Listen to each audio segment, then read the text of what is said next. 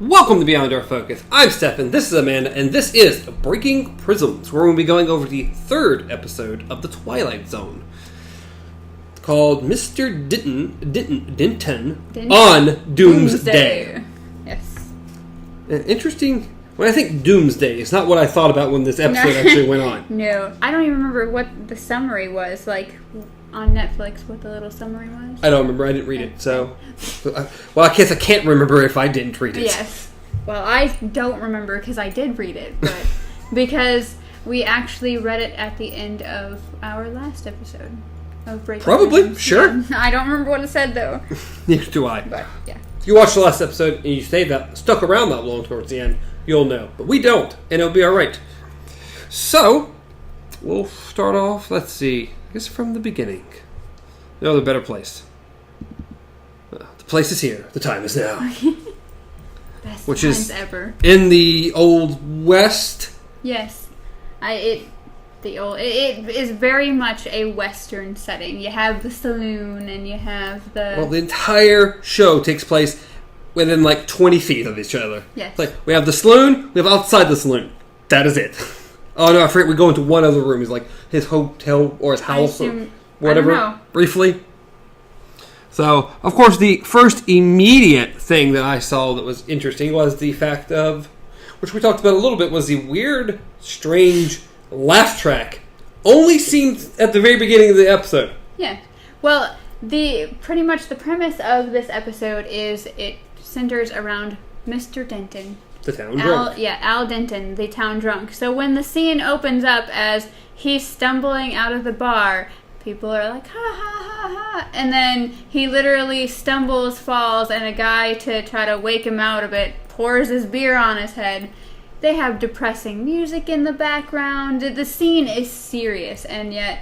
There's this strange laugh track. Again, only at the beginning of the episode. I don't remember hearing it all through the rest of the episode. Just right there at the beginning. Like, this is odd. This doesn't fit the tone. It's weird. To me, it almost felt like either one, which I had already looked it up, it's not filmed in front of a live audience, so it wasn't that. Or two, it kind of reminded me of a badly... pirated video. Like, someone that went into, like, was watching their Netflix or watching their Twilight Zone and had their little film set up and people were laughing in the background. That's how bad it was.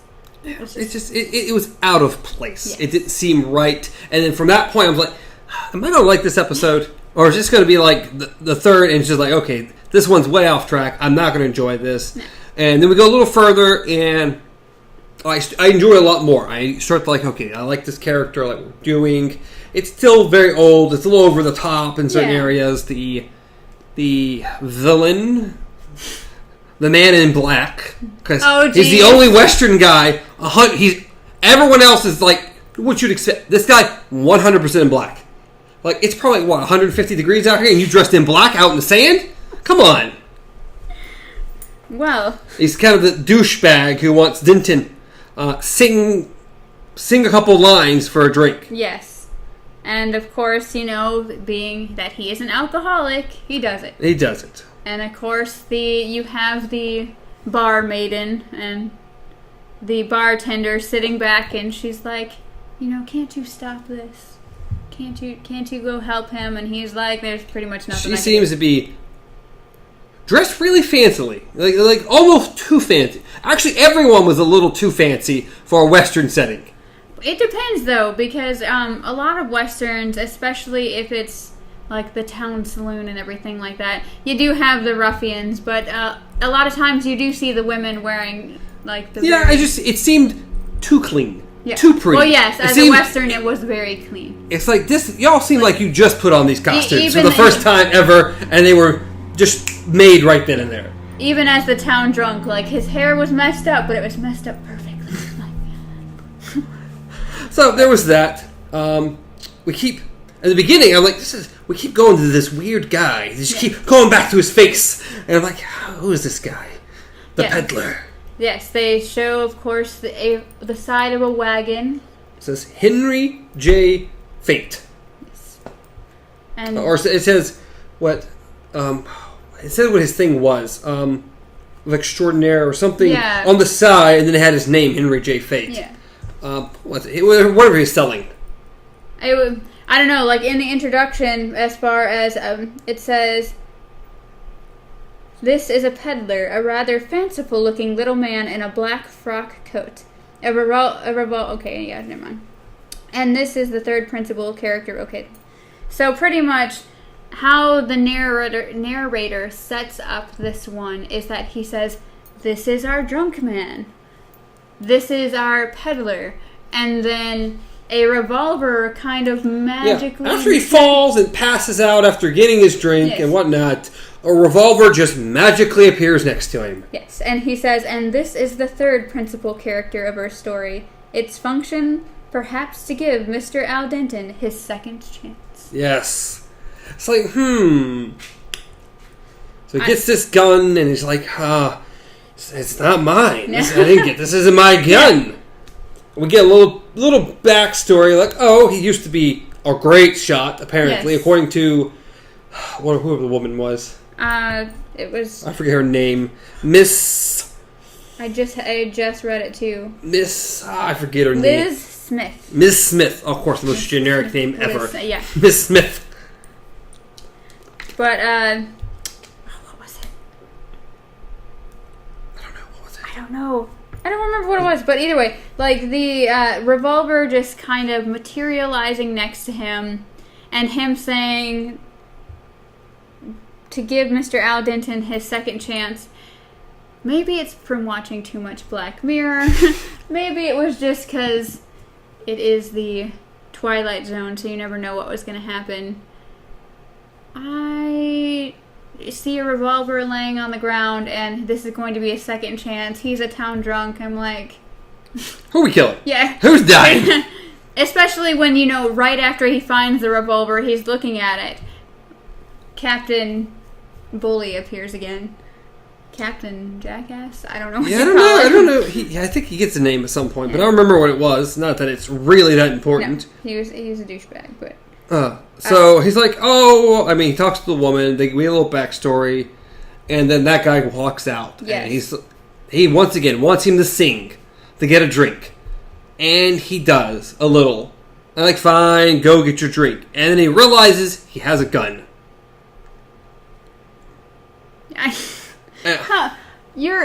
I'm sorry, but if you're that, just messed up, you're wasted on alcohol, and you look down and a revolver has magically appeared on the ground. I mean, he didn't see it appear, but I'm sorry, I think I'd be hallucinating. I'd just be like...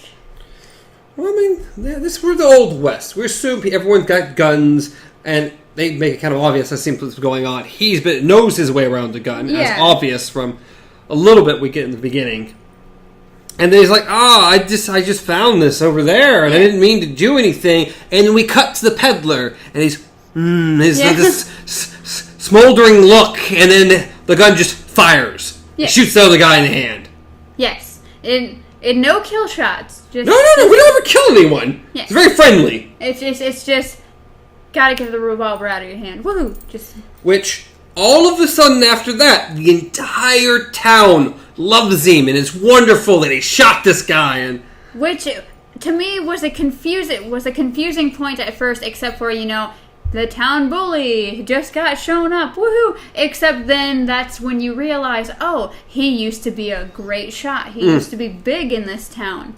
And it just happened that it didn't happen, but, it's like everyone suddenly, your talent's back again. You're going back to your old ways. We're so excited for you. I'll buy you a drink kind of thing. And then he just, all of a sudden, he grows this magical backbone. And he backhands the guy. He comes in and he's like, I'm going to get you. And he shoots it. We see the smoldering look again from the peddler. And he shoots the lamp and it falls on his head. And it's just... The guys, they're literally staring at each other. Denton has this confused look what's going on? And then, bam! And the chandelier lamp thing falls, hits the gun out of his hand, which, I'm sorry, but the gun fired. So it does fire. Who got shot accidentally? I thought we were going to pan over and the bartender got shot or something. Didn't happen, though. No. Apparently not. And then that's when it's like, he's like, thinking in his head kind of like, maybe I am back. And they're like, hey, do you need a drink? And he's like, nah.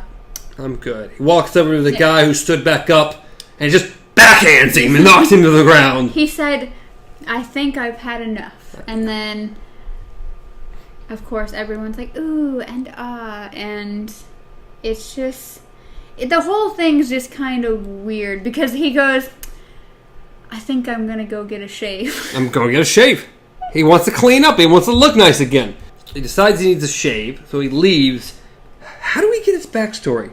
Is it that girl talks to him again? Yes. I think she comes into his place or something. Yeah, Liz pretty much comes in because what sense you get from it is that by him becoming a gunslinger again, he knows it will draw people in, and he's going to have shootouts with people.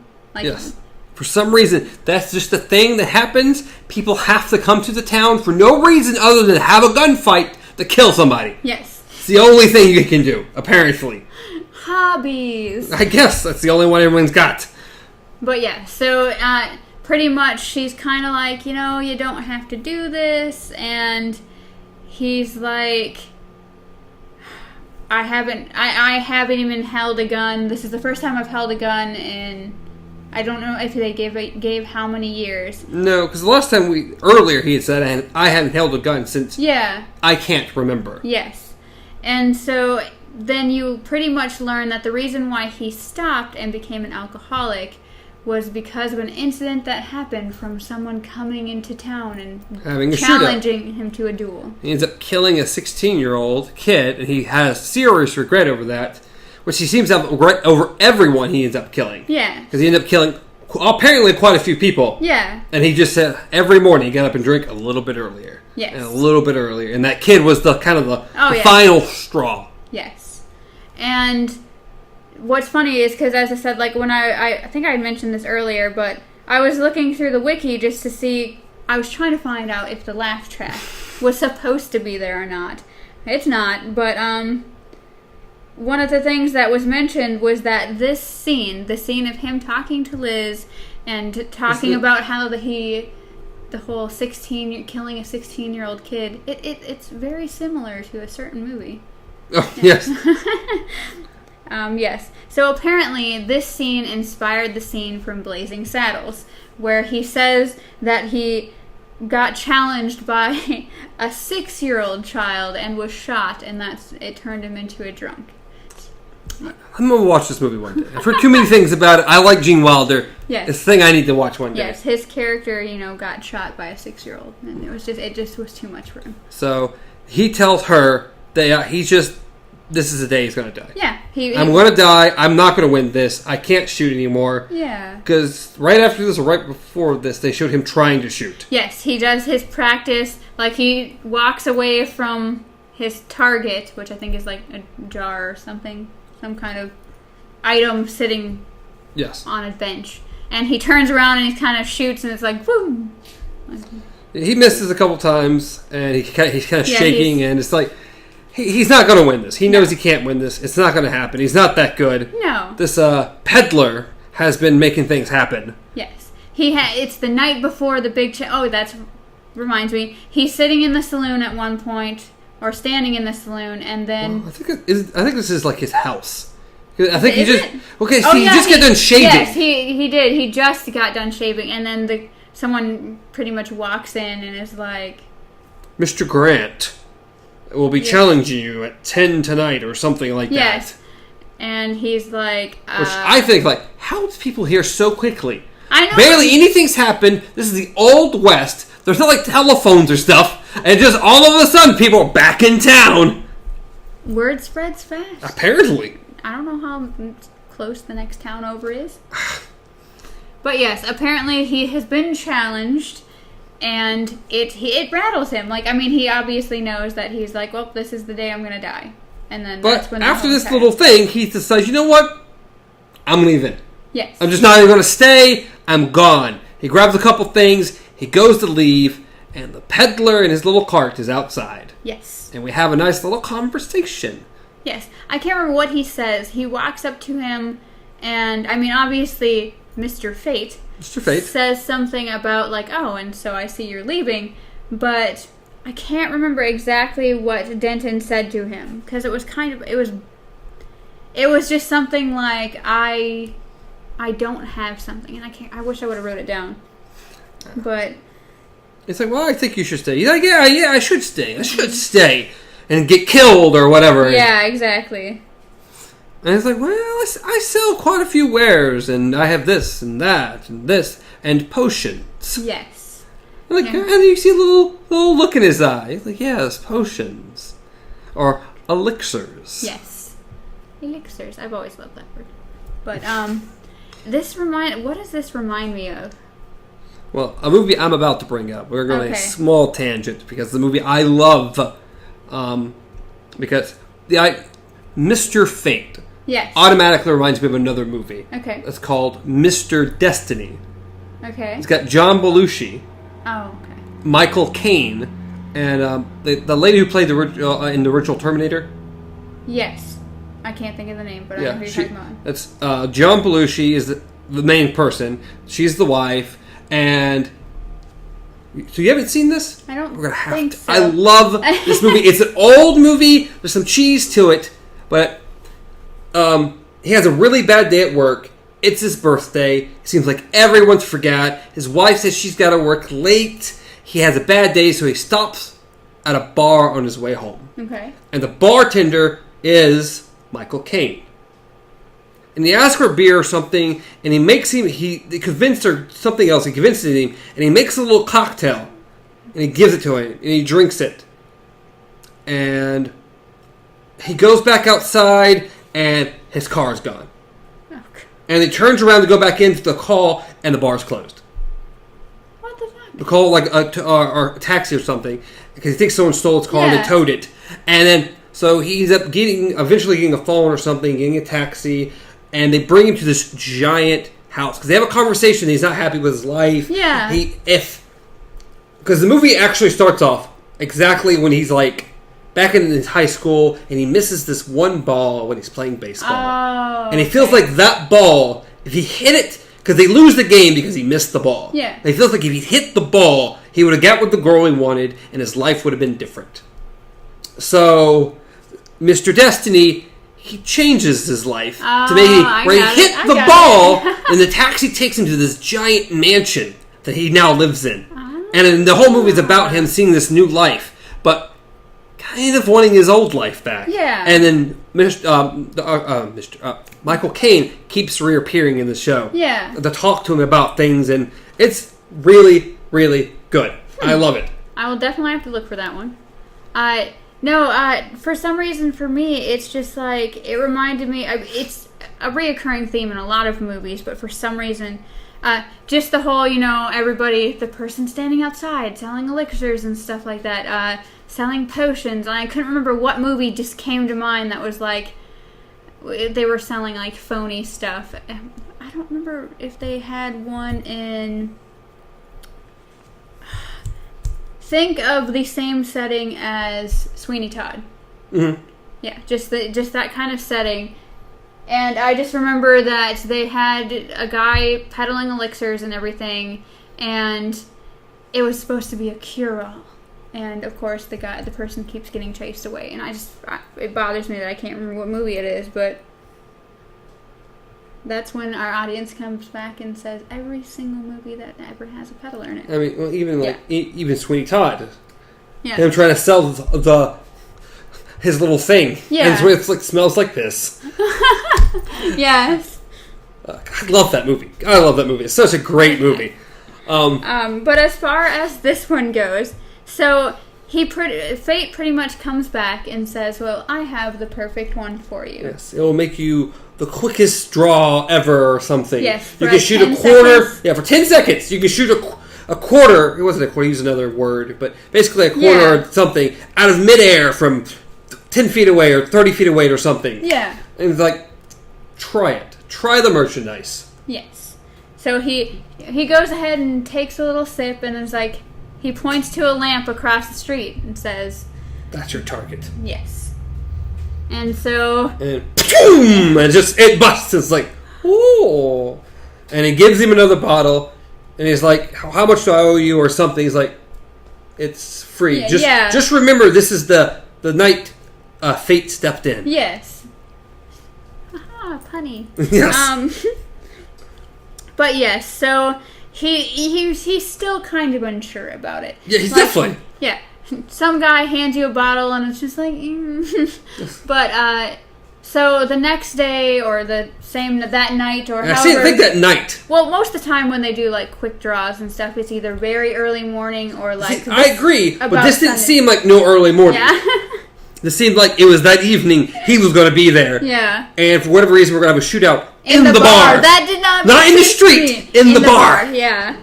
That is one thing that didn't make sense to me, because I was like, you picture the Old West, you have the town road going straight through. Of course, the one road that runs the whole town. You have the clock tower with the... Billy the Kid. Yeah. I'm thinking, Quick and the Dead. Yes. I love that movie.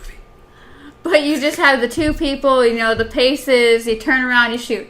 No, this was happening in a bar. Of course. So he just kind of walks in all smooth, looking around. See, I expected something very different to happen here. I did not expect what happened to happen. Yeah.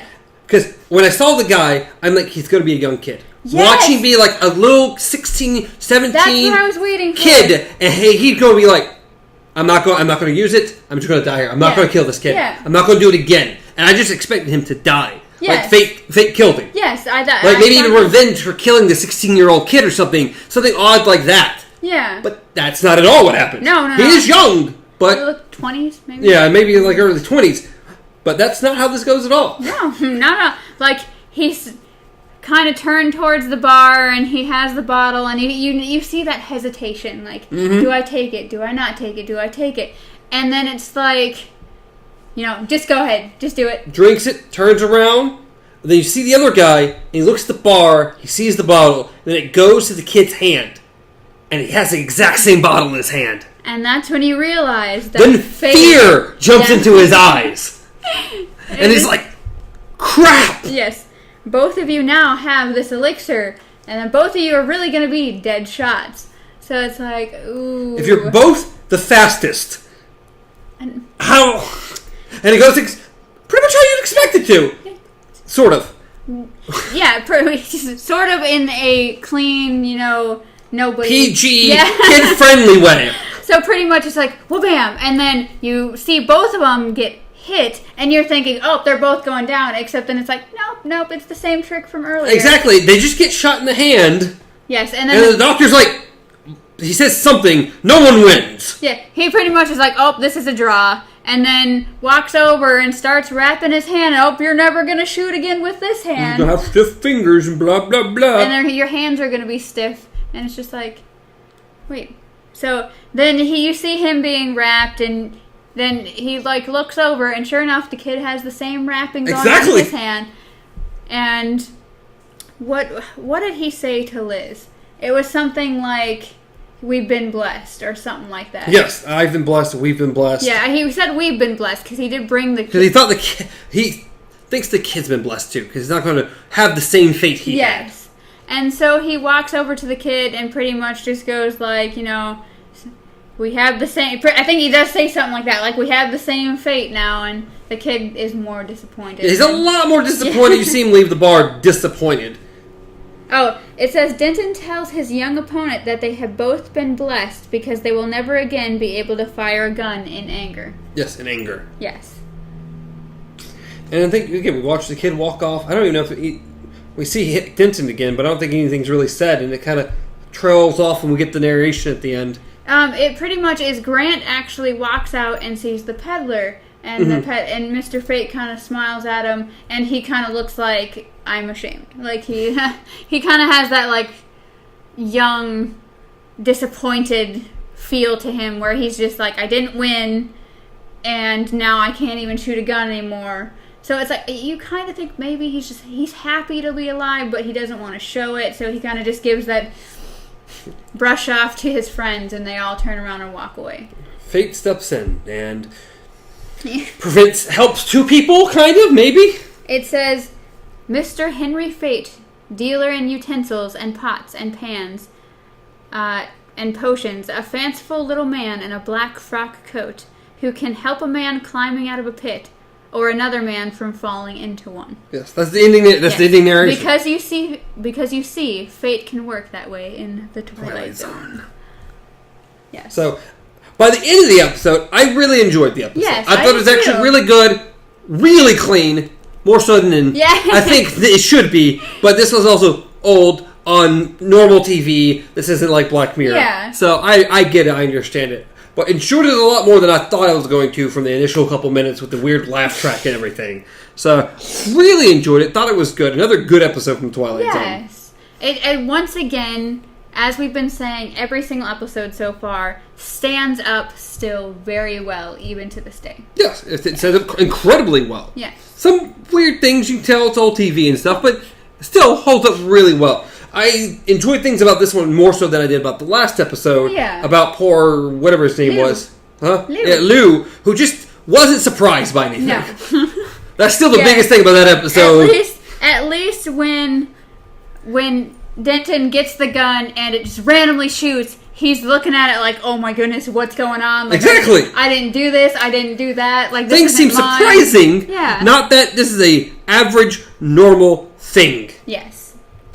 But, it's always weird in the Twilight Zone. In the Twilight Zone. So. And I've liked...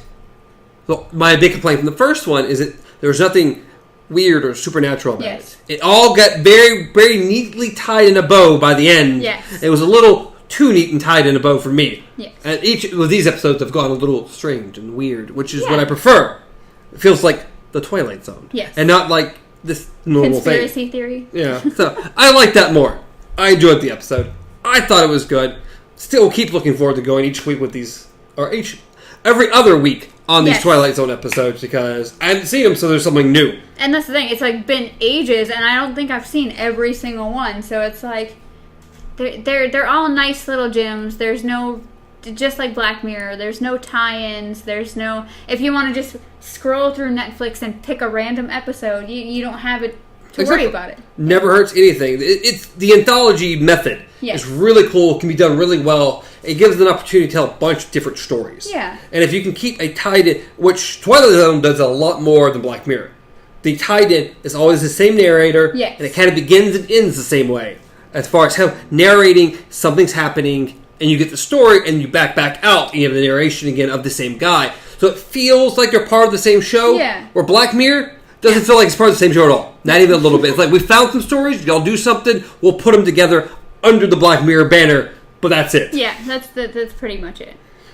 Yeah. And these also, real quick. Oh, I think both of us started watching, oh crap, I'm almost done with the episode. Yeah, that was surprising. I think this one felt the fastest to me. I think maybe it's because there was more going on, like just more happening compared to just a man walking around in a quiet place. Or a guy talking to death and trying to sell stuff. So it's like this one definitely, as you're watching it, you're like, I want to know what happens. Like, I want to know what happens. I want to know what happens. And then it's like, next thing you know, you're like, well, I have like 7 minutes left. What's going to happen? That is about the only thing, is that it builds up, and then at the very, it's like, towards the end, it's like, boom, boom, boom, boom. It just, which, I mean, it's a draw. It's a duel. That's how this works, unfortunately.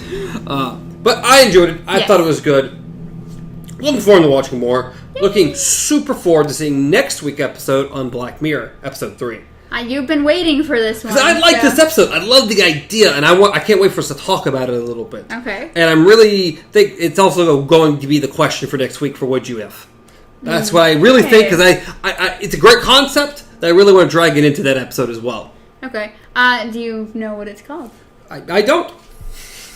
Why would I know that? I can't pull it up on... Oh, wait. Maybe you can, maybe you can't. My one little bar. We'll try to do that.